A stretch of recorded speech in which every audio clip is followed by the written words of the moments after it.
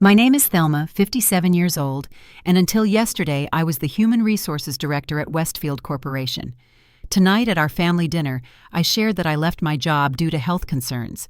My daughter-in-law Jessica sneered, "Unemployed again. How does it feel to be a loser?" I simply smiled and replied, "How does it feel to know you won't live rent-free in my house anymore?" Let me know where you're watching from. Hit like and subscribe if you've ever had to stand up to family who took advantage of your kindness. The day had started like any other Thursday in our suburban neighborhood. The sun streamed through my kitchen windows as I prepared my morning coffee, watching the mailman deliver letters across the street. But unlike other mornings, a sense of lightness filled my chest. For the first time in 30 years, I didn't have to rush out the door with a briefcase and a travel mug. I'd spent most of my adult life as the primary breadwinner. After my husband Frank passed away 7 years ago from a sudden heart attack, I threw myself even deeper into my career. Our 2-story colonial house had been paid off years earlier thanks to Frank's life insurance policy. Between my savings investments and pension plan, I had enough to retire comfortably whenever I chose. My son William moved back in with me 2 years ago, bringing his wife Jessica. They claimed they were facing temporary financial hardships and needed a place to stay while they got back on their feet. William had always been my sensitive child, the one who needed more guidance and support than his sister Amanda, who lives across the country with her own family. "It will just be for 6 months, Mom," William had promised, his eyes pleading. "We'll contribute to groceries and utilities." At first, having them around was pleasant. Jessica would occasionally cook dinner, and William helped with yard work. We'd sit in the living room watching movies together, almost like when he was younger. But gradually, things began to change. Jessica worked as a marketing manager for a local retail chain, a job she never failed to remind me was high pressure and executive level. She'd come home, kick off her shoes in the middle of the hallway, and launch into complaints about her incompetent colleagues. "Not everyone can handle corporate pressure like I can," she'd say, somehow always making eye contact with me when she mentioned corporate pressure. Meanwhile, I'd been at Westfield Corporation for 28 years, working my way up from administrative assistant to director of human resources, overseeing a department of 20 people and handling the benefits and hiring for over 500 employees. 6 months turned into a year, then 18 months. The grocery contributions became sporadic, then stopped entirely. If I mentioned splitting utilities, William would sigh about how tight money was, despite the new designer handbags appearing in Jessica's closet or the expensive golf clubs he bought. "Mom, we're trying to save for our own place," he'd say. "You know how expensive housing is these days." Jessica's attitude toward me grew increasingly dismissive. She'd cut me off mid-sentence or roll her eyes when I shared stories about my day. If I mentioned something challenging at work, she'd somehow relate it back to how much harder her job was. "That's cute, Thelma," she'd say. "Try managing a whole marketing campaign with half the budget you need. That's real stress." William never stood up for me. In fact, he'd often join in, "Mom's job is pretty cushy compared to what you deal with, babe." The tension in the house grew. I found myself staying later at the office, volunteering for projects I didn't need to take on anything to avoid coming home to the subtle jabs and dismissive comments. My blood pressure, which had always been normal, began to rise. I started having trouble sleeping, lying awake listening to Jessica and William talk and laugh in the living room, often about things I'd said or done. The turning point came during my annual physical. My doctor frowned at my blood pressure reading. 150/95, she said, looking up from the cuff. "That's concerning, Thelma. Have you been under unusual stress lately?" I found myself telling her everything. The situation at home, the pressure at work, the feeling that I was a stranger in my own house. "Your body is sending you warning signals," she said firmly. "The anxiety, insomnia, and now hypertension, these aren't things to ignore. Something needs to change before this affects your long-term health." That evening, I sat at my desk looking at my retirement calculator. I'd always planned to work until 62, but my financial planner had told me years ago that I could retire comfortably at 55 if I wanted to. Between my 401k Frank's life insurance investments and the pension I'd receive, I had more than enough to live comfortably for the rest of my life. I thought about all the late nights I'd spent at the office, the weekends I'd missed with Frank, to complete urgent projects, the family gatherings I'd cut short to handle work emergencies. 30 years of dedication had earned me respect and financial security, but at what cost? My husband was gone. My daughter lived 3,000 miles away, and my son and his wife were treating me like an inconvenience in my own home. For what seemed like the first time, I asked myself, what am I still doing this for? My last day at Westfield Corporation was more emotional than I'd expected. My team had organized a surprise luncheon in the conference room, complete with a cake shaped like a briefcase with Thelma's Freedom Day written in blue icing. "We're going to miss you so much," said Diane, my assistant of 12 years, tears in her eyes, as she handed me a card signed by the entire department. "Who's going to keep this place running smoothly now?" My boss, the company's CEO, Richard Keller, made a speech about my contributions over the years. "Thelma has been the backbone of this company's culture," he said. "Her institutional knowledge and commitment to our employees' well-being can never be replaced." As I packed up my office, the family photos, the collection of coffee mugs from company retreats, the awards I'd accumulated over the years, I felt a mixture of sadness and liberation. The nameplate on my door that read Thelma Wilson, HR Director, had defined me for so long. Who would I be without it? I drove home slowly, taking the scenic route through town. The afternoon sun illuminated the autumn leaves, and I realized I couldn't remember the last time I'd simply noticed the change of seasons. My phone rang through the car speakers. It was my best friend, Eleanor. "Well, how did it go?" she asked when I answered. "Surprisingly emotional," I admitted. "I didn't expect to feel so mixed about leaving." Eleanor had been my rock through Frank's death and the years after. She'd been skeptical when William and Jessica moved in and had watched with growing concern as they overstayed their welcome. "You've given that company 3 decades of your life, Thelma," she said firmly. "You've earned this retirement. Now you need to focus on yourself for once." "I know," I sighed, "but I'm worried about what comes next." "What comes next is you reclaiming your house and your life," Eleanor said. "Those 2 adults need to stand on their own feet. William is 34, for heaven's sake. You've got to stop being his safety net."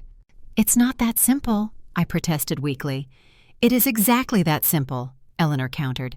"You've spent your entire adult life taking care of others. Frank, your kids, your employees. Now it's time to ask yourself, what does Thelma want? What did I want?" The question echoed in my mind as I pulled into my driveway. I wanted peace in my own home. I wanted to travel without feeling guilty about leaving work behind. I wanted to finally learn to play the piano, something I'd always promised myself I'd do someday. I wanted to volunteer at the literacy center downtown, helping adults learn to read. I wanted to wake up without an alarm and go to bed without checking emails. Most of all, I wanted to stop feeling like a guest in my own life. I'd spent the previous weekend going through my finances with a fine-tooth comb. My retirement account had performed even better than expected. The pension I'd received from Westfield would cover my basic expenses. My health insurance was secure through the company's retiree plan. The house was paid off. Between Social Security and my investments, I had more than enough for the occasional splurge. That night, I made a decision. I would give William and Jessica 60 days to either find their own place or start paying actual market rate rent. No more excuses, no more temporary arrangements. It was time for all of us to move forward. I decided to make a special dinner to break the news. Pot roast with roasted potatoes and vegetables, Frank's favorite, and William's too. I spent the afternoon cooking, rehearsing what I would say, how I would remain calm and firm, no matter what their reaction might be. By 6:30 the table was set. Candles lit the roast, resting before carving. By 7, there was still no sign of William or Jessica. I texted William, "Dinner's ready. Will you be home soon?" "Running late," came the reply. "Jessica had a work thing. Be there in 30. It was almost 8 when they finally walked through the door. Jessica was laughing at something on her phone, not even looking up as they entered. "Something smells good," William said, setting his keys on the counter. "Sorry we're late, Mom. Jessica's boss took the team out for drinks to celebrate the new campaign launch." "I made pot roast," I said, trying to keep disappointment from my voice. "It's a bit overdone now, but still edible." "Oh," Jessica finally looked up. "I already ate appetizers at the bar, but I can pick at something." We sat down at the dining room table, the candles now burned halfway down. I served the food, which had indeed dried out from sitting too long. "The potatoes are a bit hard," Jessica commented after a single bite. "And this house is so stuffy. Don't you ever open the windows, Thelma."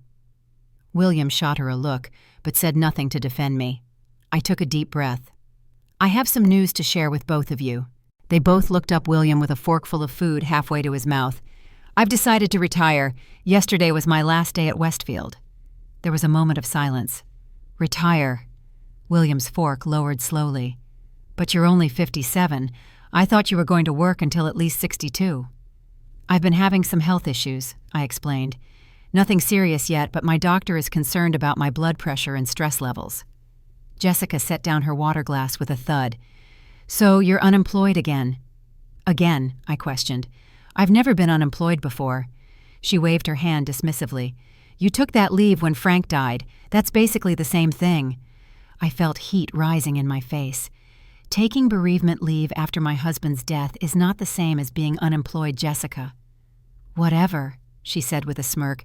"How does it feel to be a loser?" The word hung in the air like a slap. William's eyes widened, but he said nothing. "Jessica," he finally managed, but there was no real reproach in his voice. "What I'm just asking," she continued, her voice dripping with mock concern. "It must be hard to go from big-shot HR director to nothing." She turned to William. "Honey, we should be concerned about how this affects us. If your mom isn't bringing in a paycheck anymore, what about the house expenses?" William frowned. "That's a good point. Mom, have you really thought this through? What about health insurance? What about your mortgage?" In that moment, something inside me shifted. Years of accommodating, of making peace, of putting others first, it all fell away. I realized with perfect clarity that these two people sitting at my table eating food I had prepared in the house that I owned had no respect for me whatsoever. I smiled, feeling calmer than I had in months. "How does it feel to know you won't be living rent-free in my house anymore?" The silence that followed my statement was absolute. Jessica's fork clattered against her plate. William's mouth opened and closed several times like a fish out of water. "What are you talking about?" Jessica finally sputtered, her composed facade cracking. "I'm talking about the fact that you've been living in my house rent-free for 2 years now," I said, cutting a piece of pot roast with deliberate precision.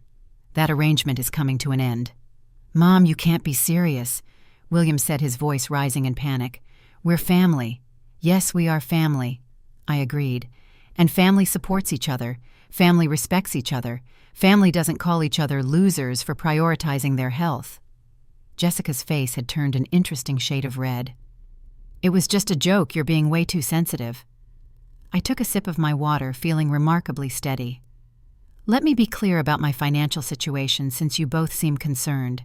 My mortgage was paid off 8 years ago. My health insurance is covered through Westfield's retiree plan. My 401k investments and pension will more than cover my living expenses."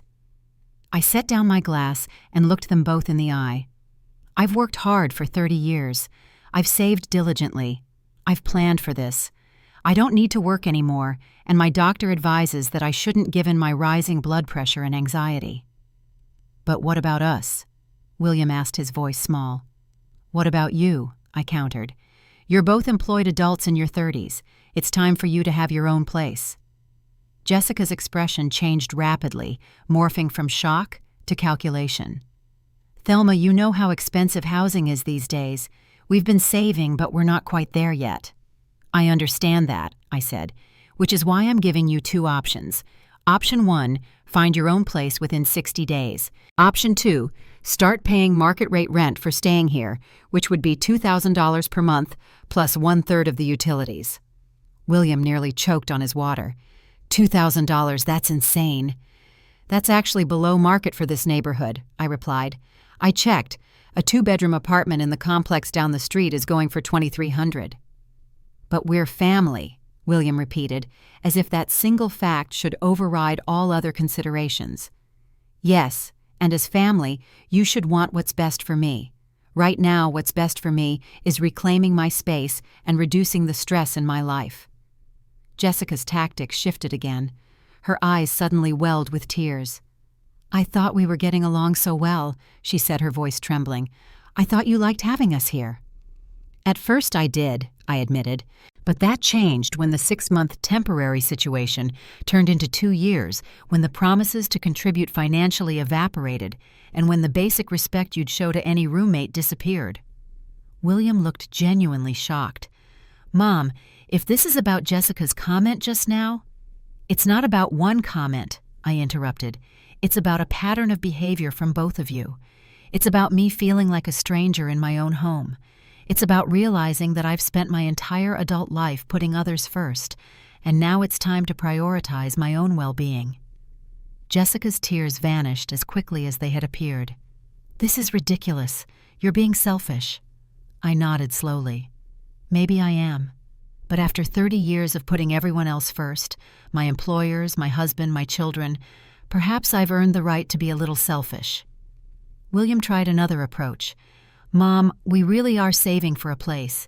Just give us a little more time. 6 more months, that's all we need." "You've had 2 years," I said gently. "I'm giving you 60 more days to either find your own place or start paying fair market rent.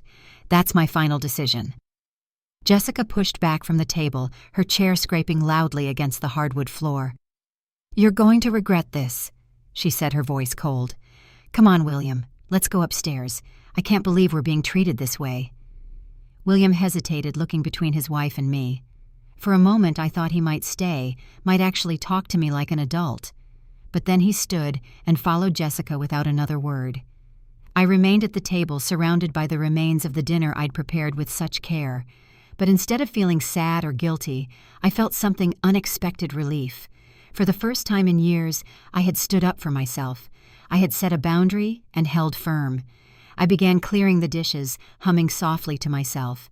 The weight that had been pressing on my chest for months felt lighter already. Whatever happened next, I knew I had made the right decision. As I loaded the dishwasher, I heard them upstairs, voices raised in argument. I couldn't make out the words, but the tone was clear. They were upset, angry, perhaps even scared.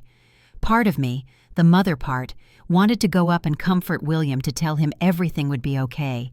But the stronger part, the part that had finally found its voice, knew this was a necessary growing pain. I finished cleaning the kitchen, blew out the remaining candles, and went to my bedroom. As I got ready for bed, I caught sight of myself in the mirror. The worried furrow between my brows had smoothed out. My shoulders were back, my posture straighter. "Hello, Thelma," I whispered to my reflection. "Welcome back." The next few days in my house felt like navigating a war zone. Jessica and William adopted different strategies to deal with my ultimatum. Jessica fluctuated between icy silence and overly solicitous behavior. One morning I came downstairs to find her scrubbing the kitchen counters, something I'd never seen her do before. "I thought I'd clean up a bit," she said with a brightness that didn't reach her eyes. "I know how you like everything spotless."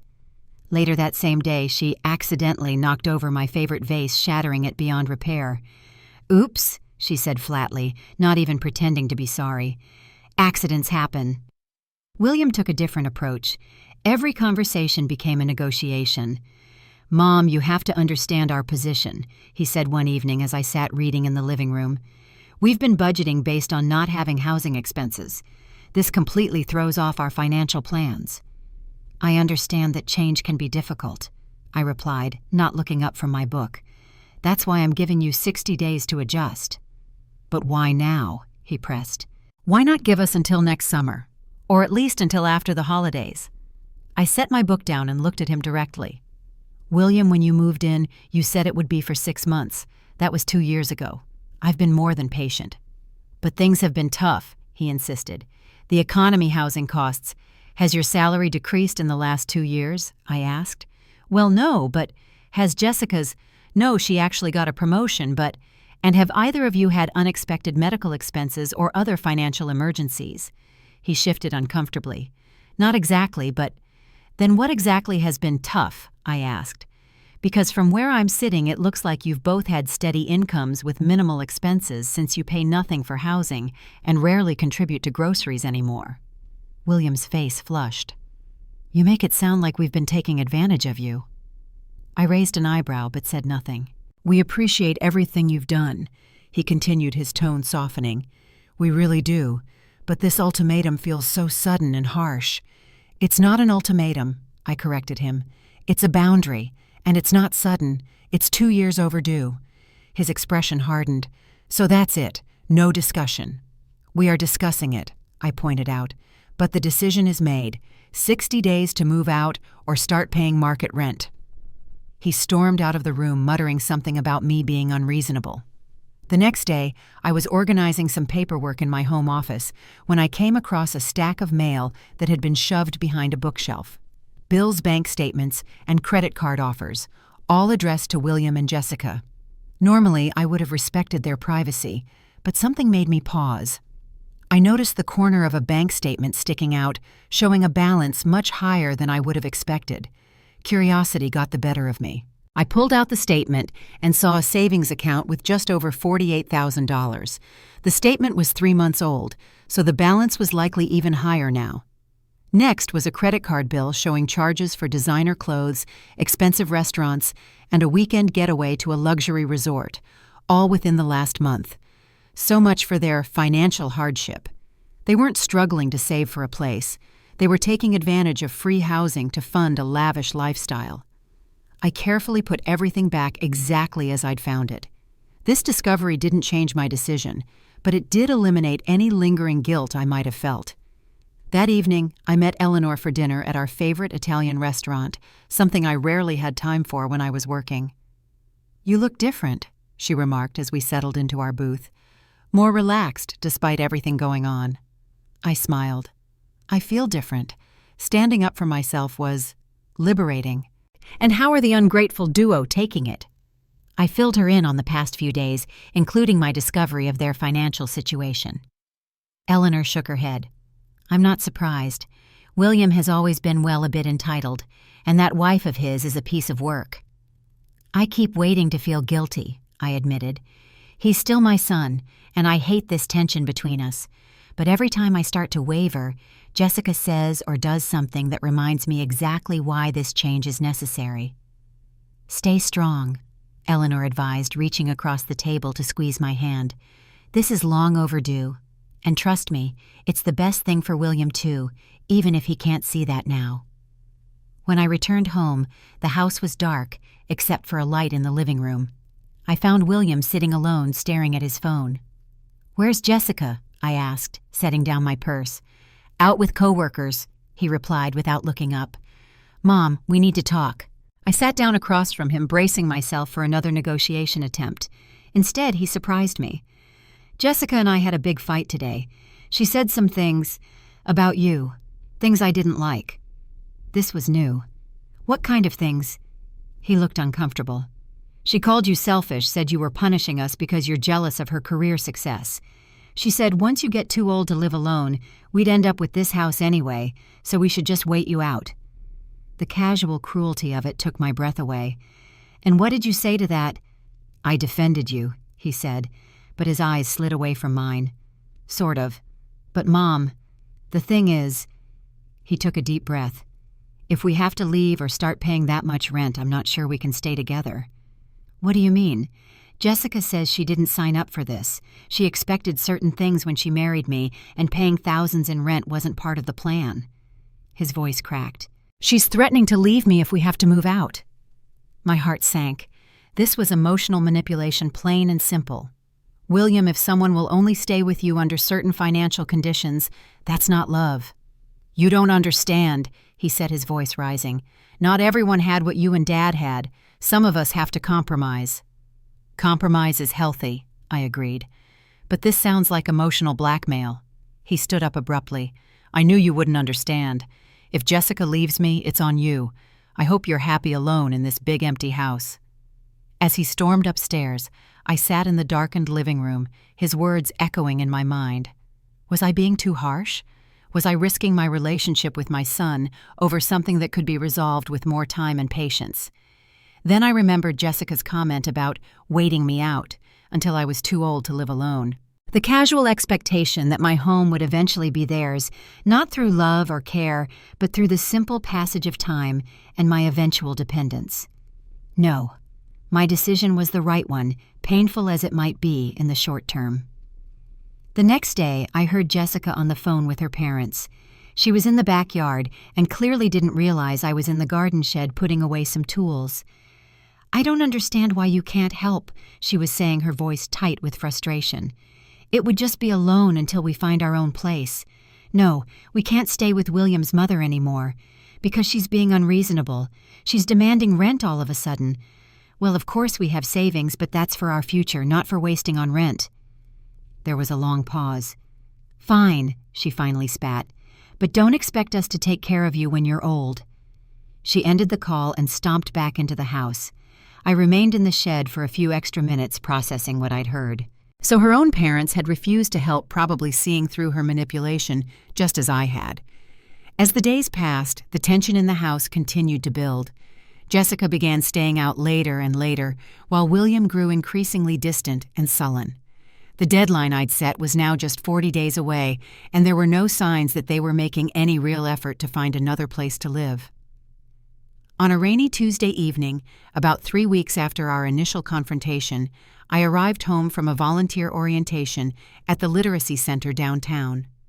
The house was quiet, but I could see light under the door of the spare bedroom that William and Jessica had converted into a TV room.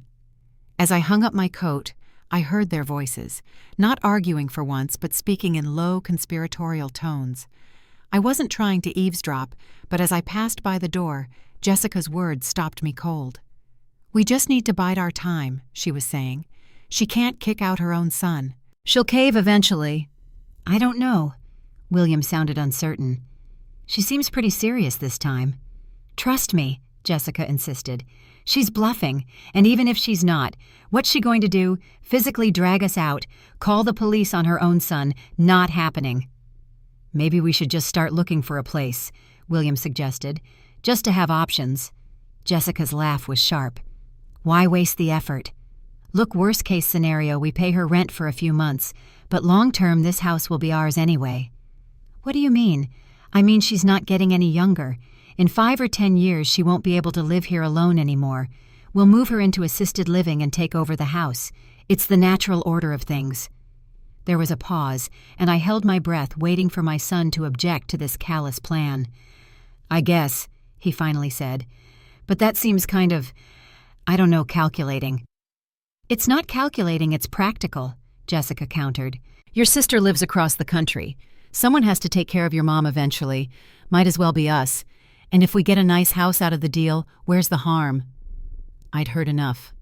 My hands were shaking as I pushed open the door without knocking. They both jumped. Jessica's laptop slammed shut, though not before I glimpsed what looked like vacation rentals on the screen. "Mom!" William exclaimed. "We didn't hear you come in." "Clearly," I said, my voice steadier than I expected. "I heard everything." Jessica recovered quickly. "I don't know what you think you heard, but—" "I heard you planning to wait me out until I'm too old to live independently," I interrupted. "I heard you discussing taking over my house and putting me in assisted living. I heard you admit that you have no intention of respecting the deadline I've set." William at least had the grace to look ashamed. Jessica's expression merely hardened. "Well, what did you expect?" she demanded. "That we'd just roll over and accept your ridiculous demands." "I expected basic respect and honesty from family," I replied. Clearly that was too much to ask. I turned to William. "Is this really who you are now? Someone who would scheme behind his mother's back, treating her home and future as assets to be acquired?" He couldn't meet my eyes. "It's not like that, Mom. Jessica's just frustrated. We don't really mean—" "Stop lying," I said quietly. "Just stop. I want the truth right now. Were you ever actually struggling financially, or was that just a convenient excuse to live here rent-free?" The silence stretched between us. "William," I pressed. He sighed heavily. "We weren't struggling exactly, but housing is expensive and we wanted to save for other things." "What other things?" More silence. "A new car," Jessica finally admitted, lifting her chin defiantly. "Vacations. Is that so wrong? Everyone deserves nice things." "At someone else's expense?" I asked. "Without their knowledge or consent." "We're family," William said weakly. "We thought you were happy to help us." "I was happy to help when I thought you were in need," I corrected him. Not when you were exploiting my generosity to fund luxury purchases while treating me with contempt in my own home. I took a deep breath. I'm changing the deadline. You have 2 weeks to find other arrangements. 2 weeks, Jessica exploded. That's impossible. You can't do that. I can and I am, I said. This is my house. I've allowed you to live here out of kindness, not obligation. That kindness has been abused and it's now withdrawn. Mom, please, William began, finally looking truly panicked. We need more time. You've had 2 years, I reminded him, and you've just admitted you've been lying about your financial situation that entire time. 2 weeks is generous under the circumstances. Jessica stood up, her face contorted with anger. Fine. We'll leave tonight. Come on, William, pack your things. We don't need to stay where we're not wanted. William looked torn, but Jessica grabbed his arm and pulled him toward the door. Your mother has made her choice, she hissed. Now you need to make yours. As they stormed upstairs, I sank into an armchair, suddenly exhausted. This wasn't how I'd wanted things to end, but perhaps it was better this way, a clean break, rather than weeks more of tension and manipulation. I heard drawers slamming closet doors, banging angry voices rising and falling. An hour later, they came downstairs with suitcases. Jessica marched straight past me to the front door, but William paused. I can't believe you're doing this to us, he said, his voice thick with emotion. After everything. After everything, I repeated softly. Yes, that's exactly why I'm doing this. Because after everything, after raising you, loving you, supporting you, opening my home to you, I deserved better than to be treated like an inconvenience, to be mocked and disrespected, to have my generosity taken for granted and my future plotted against. You'll regret this, he said. When you're all alone in this big empty house, you'll wish we were still here. Maybe, I acknowledged. But I'd rather be alone and at peace than surrounded by people who don't respect me. Jessica honked the car horn from the driveway. William gave me one last look somewhere between anger and heartbreak, then walked out, closing the door behind him with a decisive click. I sat in the sudden silence of my house truly mine again, and let the tears come. Not tears of regret, though there was sadness mixed in, but tears of release. The confrontation I'd dreaded was over. The decision I'd agonized over was made. I moved through the quiet rooms, straightening things, opening windows to let in fresh air. In William and Jessica's bedroom, they'd left behind the less essential items, winter clothes, books, some decorative pieces. They'd be back for those things, I knew, but not tonight. That first night alone was strange. The house seemed to exhale, releasing tension I hadn't fully recognized until it was gone. I slept more deeply than I had in months, without listening for other people's movements, without bracing for the next subtle criticism or demand. In the morning, I woke to sunlight and birdsong and the novel awareness that the day ahead was entirely my own. No one would question my choices or make me feel small for making them. No one would interrupt my thoughts with needs that somehow always took precedence over mine. So this is freedom, I whispered to the empty room, and found myself smiling through fresh tears. 6 months passed more quickly than I could have imagined. Spring turned to summer, and my newly reclaimed house transformed along with the seasons. I repainted the guest bedroom in a soothing sage green, replacing the television William and Jessica had dominated with a reading nook and a small desk where I could write or pay bills while enjoying the morning light. The first few weeks after they left were difficult. William texted occasionally brief and formal messages about when they would come for the rest of their belongings. They arrived one Saturday morning in May with a rented truck loading their furniture and boxes with minimal conversation. Jessica didn't speak to me at all. William managed a stiff "thank you" as they prepared to leave, but nothing more. I tried calling him on his birthday in June. The call went to voicemail. I left a message. "Happy birthday, sweetheart. I love you." But received no response. Eleanor became my rock during those lonely days. "Give him time," she advised over coffee in my sunlit kitchen. "He's embarrassed and hurt. Men especially have a hard time admitting when they're wrong." "I just miss him," I admitted. Not the tension or the disrespect, but my son, the little boy who used to bring me dandelions from the yard and tell me I was the best mom in the world. "That little boy is still in there somewhere," Eleanor said gently. "But he needs to find his way back to you on his own terms." To fill the empty spaces in my life, I threw myself into new activities. The Literacy Center downtown welcomed me as a volunteer tutor 3 mornings a week. I worked with adults who had gone their entire lives unable to read. Watching their faces light up when they decoded a word or finished their first book was more rewarding than any corporate achievement I'd ever experienced. I joined a group for women over 50 who were navigating major life transitions. Some were recent widows, others were newly retired or empty nesters. We met every Thursday for walks in the park, followed by lunch sharing stories and advice. "I felt so guilty at first," confessed Marianne, a retired teacher whose adult daughter had moved back home after a divorce. "Setting boundaries with my own child seemed wrong somehow, but it was the best thing I could have done, for both of us." Others nodded in understanding. I wasn't alone in my experience, I realized. So many women of our generation had been raised to put everyone else first, to view our own needs as secondary or even selfish. "Self-care isn't selfish," said our group facilitator, a serene woman named Judith. "It's necessary. Like they say on airplanes, put on your own oxygen mask first, or you won't be able to help anyone else." In July, I finally followed through on a long-time dream. I bought a piano and began taking lessons. My fingers were stiff at first, awkward on the keys. "You're doing wonderfully for a beginner," my teacher assured me, but I could hear the hesitation in her voice. I wasn't a natural musician, but I persisted. Practicing scales and simple melodies became part of my daily routine. By August, I could play Ode to Joy without making too many mistakes. It wasn't Carnegie Hall material, but the simple act of creating music filled me with quiet joy. I also began reconnecting with neighbors I'd barely had time to know when I was working. Margaret and David next door invited me to their backyard barbecues. John across the street needed someone to water his plants when he traveled for business. Slowly, I built a community around me, not to replace family, but to enrich my life with different kinds of connections. In September, I took my first solo vacation in decades, a 10-day trip to the Maine coast. I stayed in a charming bed and breakfast overlooking the ocean, spent mornings reading on the beach, and afternoons exploring small coastal towns. One evening, watching the sunset paint the waves in shades of pink and gold, I realized I was genuinely happy. Not happy despite being alone, but happy in my solitude.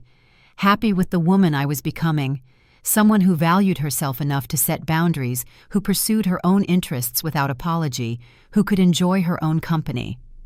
I sent William a postcard from Maine. "Thinking of you," I wrote. "The lobster here is amazing. Love, Mom." I didn't expect a response, and I didn't receive one. But something shifted in October. I was at the grocery store examining avocados for ripeness when I heard a familiar voice. "Mom." I turned to find William standing there, a shopping basket hooked over his arm. He looked different, thinner, more tired around the eyes, but somehow more present than he had been in years. "William," I said, my heart pounding. "How are you?" "I'm okay," he replied. "You look good, really good, actually." "Thank you," I said. "How's Jessica?" A shadow crossed his face. "We're separated, actually, since August." "I'm sorry to hear that," I said and meant it. Whatever my feelings about Jessica, I never wanted my son to be hurt. "It's for the best," he said. "After we moved out, things got complicated. She wasn't the person I thought she was, or maybe I just finally started seeing clearly." We stood awkwardly among the produce other shoppers moving around us. "Would you like to get coffee?" I suggested. "There's a cafe next door." He hesitated, then nodded. "Yeah, I'd like that." Over steaming mugs at a corner table, William told me about the past 6 months. After leaving my house, they'd found an apartment they could barely afford. The financial strain combined with the resentment Jessica harbored toward me, and by extension toward William for being my son, had fractured their relationship. "She kept saying I didn't stand up for her enough, that I should have fought harder to stay at your place," he explained. "But the more I thought about it, the more I realized she was wrong. We were wrong." He looked down at his coffee. "I'm sorry, Mom, for everything. For taking advantage of your generosity, for not standing up for you when Jessica was disrespectful, for threatening to cut you off when you were just setting reasonable boundaries." The apology I'd been waiting for delivered sincerely in a cafe on an ordinary Tuesday. I reached across the table and took his hand. "I forgive you," I said simply. "And I'm sorry, too, if the way I handled things caused you pain." He shook his head. "You have nothing to apologize for. You were right to stand your ground. In fact," he gave a rueful smile, "it was probably the best thing that could have happened to me." "How so?" "It forced me to grow up to take responsibility for my own life. I've actually been promoted at work. Turns out when you're paying your own bills, you take your career more seriously." We talked for over an hour, catching up on each other's lives. I told him about the literacy center, my piano lessons, my newfound friends. He told me about the small apartment he'd moved into after separating from Jessica, how he was learning to cook for himself, how he'd reconnected with old friends he'd neglected during his marriage. "Would you like to come over for dinner this weekend?" I asked as we prepared to leave. "Nothing fancy, just a chance to talk more." "I'd love that," he said. And then, unexpectedly, he hugged me. A real hug, not the perfunctory embrace he'd been offering for years. "I've missed you, Mom." "I've missed you too," I whispered, holding my son close. As I drove home, I reflected on the winding path that had brought us to this moment of reconciliation. The painful confrontation, the months of silence, the separate journeys of growth, all necessary steps toward a healthier relationship. Jessica was still in the picture technically. They weren't divorced yet, but William was establishing his independence from her influence. Whether they would ultimately reconcile was uncertain, but whatever happened, I knew William had found a strength in himself he hadn't known was there. That night, I sat at my piano, picking out a melody I'd been learning. The notes weren't perfect, but they were mine. My choice, my joy, my life unfolding according to my own rhythm. The journey wasn't over. There would be more conversations with William, more healing to do, more growth for both of us. But the hardest part, standing firm in my own worth, even when it meant risking a relationship I treasured, was behind me. And the reward? A son who was finally becoming the man I'd always hoped he would be. A home that truly felt like mine again. A life filled with purpose and peace. And perhaps most importantly, the knowledge that it's never too late to set boundaries, to expect respect, to reclaim your own story. Sometimes the most loving thing we can do, for ourselves and for those who depend on us, is to say, enough. To draw that line in the sand. To refuse to be diminished or disrespected or taken for granted. It's not easy. It's not painless. But on the other side of that difficult boundary is a life of authentic connection, of genuine peace, of hard-won wisdom. If you're struggling with similar challenges in your family, a child who won't launch a relative who takes advantage, a home that no longer feels like your own, know that you're not alone. Setting boundaries isn't selfish. It's essential. Expecting respect isn't unreasonable. It's your right. Have you ever had to set difficult boundaries with family members?